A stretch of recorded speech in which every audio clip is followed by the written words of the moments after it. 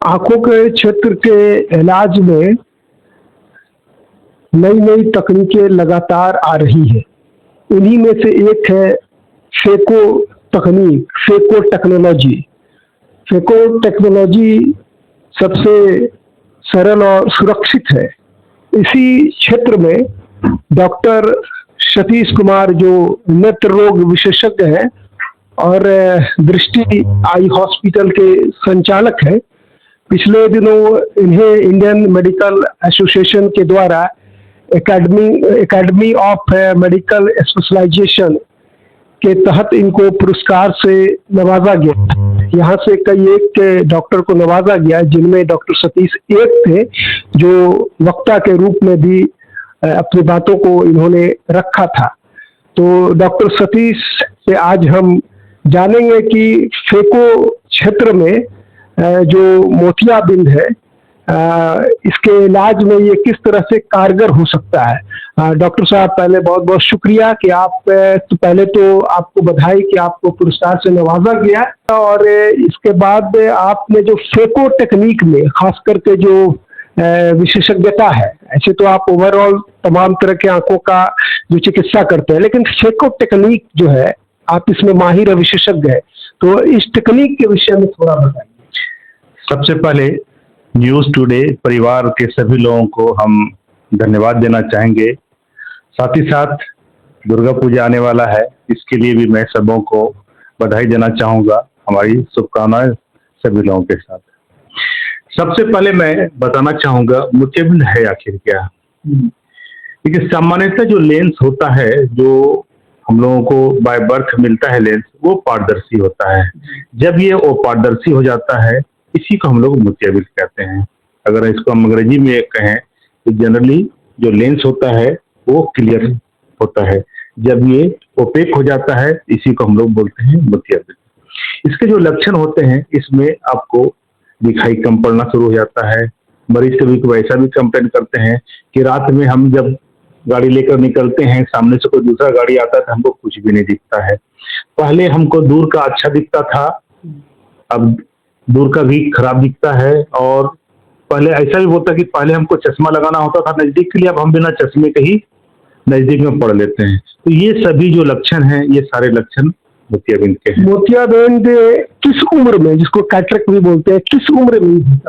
देखिए, अमूमन जो मोतियाबिंद होता है ये बुढ़ापे में होता है, लेकिन मोतियाबिंद किसी भी उम्र में हो सकता है। कुछ बच्चे जो जन्म लेते हैं वो मोतियाबिंद के साथ जन्मान भी होता है। हाँ, इसीलिए कह सकते हैं कि मोतियाबिंद किसी भी उम्र में होता है, लेकिन सामान्यतः जो मोतियाबिंद होता है ये बुढ़ापे में होता है। बुढ़ापे माने 40 से ऊपर वाले को? यदि हाँ, 50 से ऊपर, 50, 60, 70 के जो ना, ये इसका नाम ही है सेनाइल कैटरेक्ट। मतलब उम्र के साथ जो लेंस में बदलाव आता है, इसको हम लोग मोतियाबिंद कहते हैं, जिसको सेनाइल कैटरेक्ट कहते हैं। मीन्स उम्र के साथ लेंस में बदलाव आता है, जिसको कि हम लोग यानी कि लचीलापन खो जाता है और दृढ़ हो जाता है। हाँ, जो उसका जो पारदर्शी जो होता है, जो नॉर्मली लेंस वो पारदर्शी रहता है, इसी को हम लोग मोतियाबिंद कहते हैं। देखिए, जो सबसे पहला जो सवाल आए दिन हमसे मरीज लोग पूछता है कि डॉक्टर साहब अभी तो पका नहीं है, ऑपरेशन हम कब कराएं? ये पकेगा तब ऑपरेशन कराएंगे। तो मैं सबसे पहले ये कहना चाहूंगा लोगों को कि देखिए, मोतियाबिंद ऑपरेशन का जो समय होता है, आप जो भी दैनिक काम करते हैं, जो काम करते हैं, वाले कोई मजदूर है वो मोटा मोटी काम करता है, कोई कारपेंटर है, कोई ब्यूटिशियन है, कोई सोनार है, या हम ही लोग आंख के डॉक्टर हैं। तो देखिए, ये डिपेंड करता है आपका प्रोफेशन। आप जो भी रोज काम करते हैं उसमें परेशानी शुरू हो जाए, अगर आप नया चश्मा लिए उसके बाद भी दिक्कत शुरू हो गया, तो आप अपना ऑपरेशन जरूर करा लीजिए। अच्छा, कुछ लोगों का धारणा ये है कि गर्मी में कच्चा है मोतिया तो पकने देते हैं, तब इसका ऑपरेशन कराएंगे, और गर्मी में नहीं ठंडे में कराएंगे। तो ये आप एक नेत्र रोग विशेषज्ञ होने के नाते इस पर आप क्या कहें? बहुत अच्छा सवाल है आपका। देखिए, मैं बस लोगों को यही कहना चाहूंगा, पकने का कभी इंतजार नहीं करें। आप जो भी रोज का काम कर रहे हैं उसमें परेशानी शुरू हो जाए, ऑपरेशन आप जरूर करा लीजिए। लोगों की धारणा है कि हम ऑपरेशन ठंडे दिन में करें, नहीं, ये सोच जो है सोच अच्छा है, क्योंकि इन्फेक्शन का जो भी चांस होता है गर्मी में ज्यादा होता है, ठंडे में इन्फेक्शन का चांस कम होता है। लेकिन अभी हम लोग जो आधुनिक जो भी लेटेस्ट टेक्नोलॉजी आ गया है, इतना अच्छी अच्छी दवा आ गई है, इतना हम लोग फैसिलिटी दे रहे हैं सभी को, इसलिए इन्फेक्शन का चांस अब नहीं के बराबर होता है। अगर हम भी हर तरह से ध्यान रखें और हमारे मरीज भी ध्यान रखेंगे तो ऑपरेशन आप गर्मी में भी करा सकते हैं, ठंडे में भी करा सकते हैं। लेकिन अगर आप बस सवाल ये पूछिएगा हमसे कि सर कौन सा मौसम सबसे अच्छा है, एकदम ठंडा का मौसम सबसे अच्छा है। लेकिन आप ऑपरेशन किसी भी मौसम में करा सकते हैं। लेकिन जो परंपरागत मोतियाबिंद जो पहले हुआ करता था, तो आंखों में पट्टी लगा दिया जाता था, कई दिनों तक बेड रेस्ट होता था। तो अब जो फेको के तहत जो ऑपरेशन किया जाता है, तो उसमें मोतियाबिंद का किस तरह से ऑपरेशन होता है और कितने घंटों में या दिन में मरीज को छोड़ दिया जाता है? देखिए, अब ये बस हम यही कहूँगा लोगों को, हम यही कहते हैं, जैसे आप जाते हैं सिनेमा देखने, 2-4 घंटा में एक शो देख के आ जाते हैं, उसी तरह हम लोग बोलते हैं बस आप सोचिए हम सिनेमा देखने जा रहे हैं, आप आइए, देखते हुए आइए और देखते हुए लौटिए। सबसे जो अच्छा चीज इसमें फेकोविडिम होता है, इसको हम लोग बोलते हैं माइक्रो इंसिजन कैटरेक्ट सर्जरी। मैंने इसमें बस एक छेद आंखों में किया जाता है, कोई चीरा आंख में नहीं होता है, कोई सुई हम लोग आंख में नहीं देते हैं। ऑपरेशन के बाद कोई पट्टी की भी जरूरत नहीं होती है, इसलिए हम लोग बोलते हैं आप देखते हुए ऑपरेशन रूम में जाइएगा और देखते हुए ही निकलिएगा। बस हम लोग एक आंख में बूंद की दवा डालते हैं जिससे कि आंख एनेस्थेटाइज्ड हो जाता है, आंख बोदापन हो जाता है। बस हम लोग ऑपरेशन करते हैं और ऑपरेशन जैसे ही समाप्त होता है उसको काला चश्मा पहना देते हैं। तो मरीज देखते हुए हम ऑपरेशन रूम में भी जाता है और देखते हुए ही बाहर निकलता है, इसलिए मरीज को कोई कष्ट नहीं होता, मरीज को जरा सा भी दर्द नहीं होता है। हम लोग मरीज को ऑपरेशन के बाद एक टेबलेट देते हैं कि दर्द होगा तो खाना है, दर्द नहीं होगा तो नहीं खाना है। तो हम यही देखते हैं कि 100 में 99 मरीज बोलते हैं हमको सर कोई दर्द नहीं हुआ इसलिए हम टेबलेट खाए ही नहीं। सोचिए ये चमत्कार ही हम मानते हैं कि ऑपरेशन हो और किसी तरह का दर्द नहीं हो, ये तो हम जरूर मानते हैं कि ये टेक्नोलॉजी का बहुत बड़ा योगदान है। तो फेको के क्षेत्र में अत्याधुनिक कई मशीनें आ गई हैं। तो आपके यहाँ अगर कोई आता है कैटरेक्ट का ऑपरेशन कराने के लिए फेको विधि से, तो आपके यहाँ कौन सी सहूलियतें हैं? देखिए, हमारे पास जो फेको मशीन है वो दुनिया का सबसे जो अच्छा फेको मशीन होता है एल्कोन कंपनी का, वो अपने पास है। इससे होता है कि जो मोतियाबिंद जो हम लोग ऑपरेशन करते हैं सेफ्टी मार्जिन बहुत बढ़ जाता है। हम लोग हार्ट से हार्ट कैटरेक्ट को हम लोग इस मशीन के सहायता से हम लोग, संक्रमण की कोई गुंजाइश नहीं है? देखिए, संक्रमण मशीन पे डिपेंड नहीं करता है, तो हम लोग संक्रमण नहीं हो इसके लिए हम लोग ऑपरेशन से पहले ही बहुत ध्यान रखते हैं।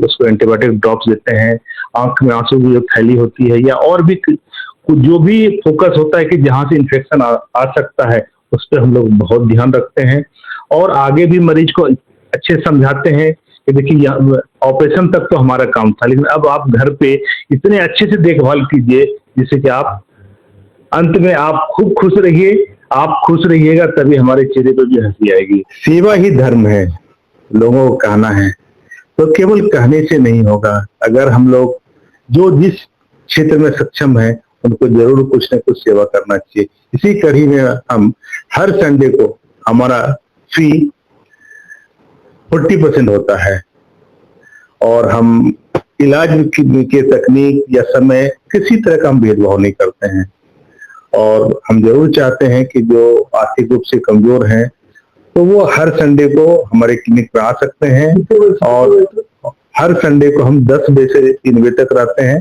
तो हम जरूर चाहेंगे कि अगर जो लोग आर्थिक रूप से कमजोर हैं तो संडे को आकर के वो इस सहयोग का भरपूर फायदा उठा सकते हैं और मुझे जरूर उम्मीद है कि लोग आकर के अपनी जो भी परेशानियां हैं बता करके वो हर तरह से खुशी खुशी घर लौटेंगे। सर, अभी का दौर जो है जीवन शैली में लगातार चेंजेस हो रहा है, लोगों का ज्यादा वक्त कंप्यूटर और मोबाइल स्क्रीन पर बीत रहा है जिससे आंखों का जो है समस्या आए दिन देखने को मिल रहा है। तो ऐसे में लोगों को क्या सलाह? देखिए, सबसे पहला जो हम सलाह देना चाहेंगे, देखिए आजकल गार्जियन हम जरूर मानेंगे थोड़ा स्वार्थी हो गया है।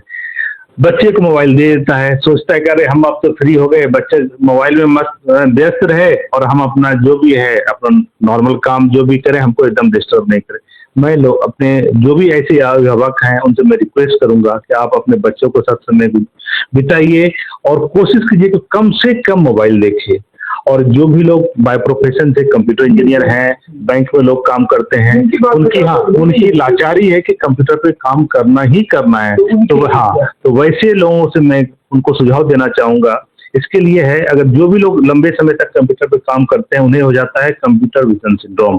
इसमें आंखों में जलन, आंख में गड़ना, आंख में दर्द, सर में दर्द ऐसा होता है। तो उन्हें हम सलाह देते हैं कि इससे बचने के लिए 20-20-20 रूल, क्या होता है 20-20 रूल? ये जो होता है हर 20 मिनट के बाद 20 सेकंड स्क्रीन को नहीं देखना है और 20 फीट दूर देखना है। इससे लाभ यही होता है, जो आपका आंख का जो ब्लिंकिंग होता है ये नॉर्मल कुछ हद तक होता है। पलक जो झपकाने का पलक झपकना जरूरी है, तभी आपका आंख से आंसू आएगा और आंख का आंसू पूरे कॉर्निया के ऊपर स्प्रेड करेगा, ताकि आपका आंख में जो भी कंप्यूटर के चलते जो तकलीफ होती है ये कुछ हद तक कम होगा।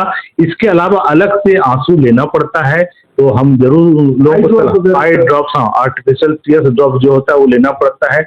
वो हम लोग एक बार दोपहर में बोलते हैं, जो भी लोग सुबह 9 से शाम के 7 बजे तक काम करते हैं, तो हम उनको बोलते हैं एक बार आप 2 बजे डालिए और एक बार शाम में 7-8 बजे डालिए, और अगर उससे भी ज्यादा काम करते हैं तो एक बार रात में 10 बजे भी डालिए, ताकि आपको जो कंप्यूटर विजन सिंड्रोम के चलते, कंप्यूटर के चलते जो तकलीफ लोगों को होती है, इससे वो हर तरह से बच पाएंगे और वो खुश रहेंगे।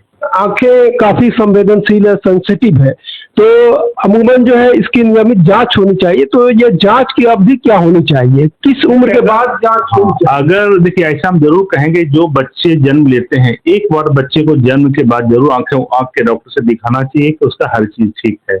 एक बार स्कूल जाने से पहले उसका रोशनी की जांच जरूर होना चाहिए कि उसका आंख का रोशनी सही है या नहीं है। अगर किसी तरह का दृष्टि दोष अगर हो उन्हें, तो जरूर उनको सही पावर का चश्मा जरूर दिलाना चाहिए। और जो नियमित जांच होता है चश्मे का 6 महीना से 1 साल के बीच में, वो तब तक कराते रहना चाहिए जब तक कि उनका पावर बढ़ता है। जनरली पावर जो है 20-21 साल की उम्र तक बढ़ता है, इसीलिए वैसे बच्चे को हर 6 महीना से 1 साल के बीच में 20-21 साल तक जरूर नियमित जांच करानी चाहिए। ये तो बच्चे की बात हुई। अगर कोई मधुमेह से ग्रसित हैं, अगर किसी को डायबिटीज है और 5 साल से ज्यादा अगर हो चुका है, तो हम उन्हें जरूर सलाह देंगे, डायबिटिक रेटिनोपैथी जो शिकार जो हो जाते हैं, तो उन्हें हम जरूर सलाह देंगे कि आप हर 6 महीने पे जरूर जांच कराइए। जब तक आपको डॉक्टर बोलते हैं कि अभी आगे और कुछ करने की जरूरत नहीं है, तो नियमित आप जांच कराते रहें। और अगर डायबिटीज के चलते जो आंख के पर्दे में दिक्कत आ जाता है, उसको बोलते हैं डायबिटिक रेटिनोपैथी। अब वो किस स्टेज में है, तो जो भी स्टेज है उसका जो सही इलाज होता है जरूर वो कराते रहें। और अगर किसी को मोतियाबिंद वगैरह हो जाता है तो सही समय पे जरूर ऑपरेशन करावें। कभी कभी होता है कि सोचता है पकेगा तब ना, और पकने के चक्कर में मोतियाबिंद पक के फट जाता है, जिसके कारण से ग्लूकोमा हो जाता है और वो आंख सदा के लिए आंखों की रोशनी भी चली जाती है, एकदम आंखों की रोशनी चली जाती है। इसलिए मैं उन्हें जरूर सलाह दूंगा कि मोतियाबिंद का ऑपरेशन सही समय पे जरूर करा लें। 40 के बाद एक बार तो जरूर जांच कराना चाहिए सामान्य औसत व्यक्ति। देखिए, 40 के बाद अगर ये उनका आंख हर तरह स्वस्थ है, तो नजदीक का दिक्कत 40 के बाद जरूर आ जाता है। इसलिए वो नजदीक का जरूर चश्मा लगावें, जिससे कि उनको सर में दर्द वगैरह नहीं आएगा और उसको नजदीक में देखने में भी किसी तरह की परेशानी नहीं होगी। अच्छा, एक कैटरेक्ट के बाद एक जो ग्लूकोमा, जो मोतिया जिसको कहते हैं, तो मोतिया क्या होता है? देखिए, मोतिया का देखिए आम भाषा में जो लोग बोलते हैं, देखिए मोतिया लोग ब्रॉड सेंस में बोलते हैं। देखिए मोतिया 2 तरह का होता है, एक सफेद मोतियाबिंद होता है जिसको कैटरेक्ट बोलते हैं, जिसको कि हम लोग ऑपरेशन करके इसका इलाज करते हैं लेंस लगाकर। दूसरा काला मोतियाबिंद, जिसको नस सूखने का रोग या उसको ग्लूकोमा बोलते हैं। इसमें जो आंख से जो ब्रेन को जोड़ने वाली जो नस होती है उसको बोलते हैं ऑप्टिक नर्व, इसी में नुकसान पहुंचना शुरू हो जाता है। तो देखिए होता क्या है, मरीज को पता तब चलता है जब उसका रोशनी एकदम समाप्त हो जाता है, और उस स्टेज में डॉक्टर चाह करके भी कुछ नहीं कर सकता है। तो अगर आपका फैमिली हिस्ट्री ग्लूकोमा का हो, तो बैकग्राउंड अगर किसी का फैमिली हिस्ट्री होता है ग्लूकोमा का, तो 40 साल के बाद एक बार जरूर डॉक्टर से मिल करके, आंख के डॉक्टर से मिल करके ये कंफर्म हो जाइए कि आपको काला मोतियाबिंद नहीं है। और अगर है भी तो अब डरने की कोई बात नहीं है, इतनी अच्छी अच्छी दवाएं अब आ चुकी है, तो इसका मुकम्मल इलाज। देखिए, जैसे कि डायबिटीज का दुनिया में कोई इलाज नहीं है, बस उसको हम लोग अपने खान पान में और दवा के सहायता से उसको कंट्रोल कर सकते हैं। उसी तरह से ग्लूकोमा को भी हम लोग, उनका कोई शर्तिया इलाज नहीं है, लेकिन अगर हम लोग नियमित उसका दवा लेते रहें तो पूरे जिंदगी भर किसी तरह कोई परेशानी नहीं होता है। तो इसे लोग कहते हैं ग्लूकोमा कोई इलाज नहीं है, लेकिन ऐसा नहीं है, ग्लूकोमा के भी इलाज है, बस शर्तिया इलाज नहीं है। अगर हम लोग नियमित जांच आंखों कराते रहें, नियमित दवा या लेजर, लास्ट में ऑपरेशन भी होता है, अगर ऐसा कराते रहें और नियमित हम लोग ग्लूकोमा का जांच कराते रहें तो हमको लगता है उनको जिंदगी में कभी तकलीफ नहीं होगी। ग्लूकोमा होने से पहले हम कैसे जाने कि ग्लूकोमा हम पर अटैक करने वाला है? देखिए, इसका बहुत अच्छी सी जांच अब आ चुकी है। देखिए, किसी आदमी को ग्लूकोमा है या नहीं है, सबसे पहले जैसे आपका ब्लड प्रेशर बढ़ता है उसी तरह आंख का प्रेशर भी बढ़ता है, उसको बोलते हैं इंट्राऑक्यूलर प्रेशर। हाँ, तो अगर जांच में पता चलता है कि आंख का प्रेशर ज्यादा है तो पहला ये एक चीज है जिससे कि लोग सोचता है, आंख का डॉक्टर सोचता है कि हो सकता है इनको ग्लूकोमा हो। उसके बाद उसको ऑप्टिक डिस्क दिखकर देखा जाता है, अगर कपिंग है तो दूसरा लक्षण हुआ कि इसको ग्लूकोमा हो सकता है। इसके बाद हम लोग देखने का दायरा, जिसको बोलते हैं विजुअल फील्ड जांच, ये जांच होता है। और अभी दुनिया का जो सबसे लेटेस्ट जांच होता है उसको बोलते हैं ओसीटी, इसमें रेटिनल नर्व फाइबर लेयर का थिकनेस की जांच हम लोग करते हैं। और भागलपुर में संभव है? हाँ, ये मुझे बताते बहुत खुशी हो रही है कि दुनिया का जो सबसे अच्छा मशीन जो होता है ओसीटी के साथ एंजियोग्राफी, वो हमारे दृष्टि आई हॉस्पिटल में उपलब्ध है। और इससे आप एकदम जान सकते हैं कि आपको ग्लूकोमा है या नहीं है, इसीलिए घबराने की कोई बात नहीं है। अगर सही समय पर ग्लूकोमा का पता चल जाता है तो जिंदगी में आपको किसी तरह का कोई परेशानी नहीं होने जा रहा है। सर, एक और अंतिम सवाल कि आंखों की देखभाल कैसे करें? अमूमन शरीर के हर अंग का एक्सरसाइज व्यायाम हो जाता है, लेकिन आंखों की देखभाल कैसे करें? देखिए, आंख ऊपर वाले का एक बहुमूल्य तोहफा है हम लोगों के लिए। आप सोचिए, अगर आंख बंद तो लगता है दुनिया में कुछ है ही नहीं। इसीलिए ये हमारा और आपका, मतलब हमारा मीन्स हम आंख के डॉक्टर का और हमारे जो भी मरीज हैं, दोनों की रिस्पॉन्सिबिलिटी है कि हम लोग एक दूसरे का हर जगह सुझाव देते रहें, और जो भी सुझाव हम लोग दें मरीज हर तरह से उसको माने। और हमको लगता है अगर हर तरह का सुझाव अगर मानेंगे, हमको नहीं लगता है कि आंखों में उनको किसी तरह का दिक्कत हो सकता है। खान पान जो जिससे आंखों की बीमारी बनी रहे। देखिए, विटामिन ए जैसे होता है, बच्चों को हम सलाह देते हैं कि गाजर, पपीता, मीट में या चिकन में जो लीवर होता है वो खाने से विटामिन ए ज्यादा मिलता है। इस तरह के खाने से, फिर दूध, हरी साग सब्जी, ये सब खाने से आंख हर तरह से स्वस्थ रहता है। तो मैं जरूर कहूंगा खान पान जरूर ध्यान दें। धूम्रपान, शराब का सेवन, ये सब ग्लूकोमा के लिए भी बहुत घातक है, आपके शरीर के लिए भी घातक, इसलिए इसका सेवन सोच समझ के करें। और अगर हमको लगता है आपकी जीवन शैली हर तरह से ठीक रहेगा तो हम नहीं समझते हैं कि आपको बहुत तरह का दिक्कत फ्यूचर में होगा। और जो कहता है prevention is better than cure, अगर रोग हो गया और रोग होने वाला है उसके पहले ही हम अगर सतर्क हो जाए, तो मेरा यही कहना है कि रोग होने से पहले ही हम लोग अगर सतर्क हो जाएं तो बहुत सारे जो घर की जो होता है ना, अगर घर में अगर कोई कहता है ना केस हो गया, बीमारी अगर घुसे तो घर की शांति चली जाती है। तो अगर हम लोग हर तरह से ध्यान रखें तो हमारा जो घर का जो सुख चैन या घर का जो हर तरह से माहौल का खुशनुमा माहौल, ये जरूर बरकरार रहेगा। बिल्कुल खुशनुमा माहौल बना रहे। Prevention is better than cure.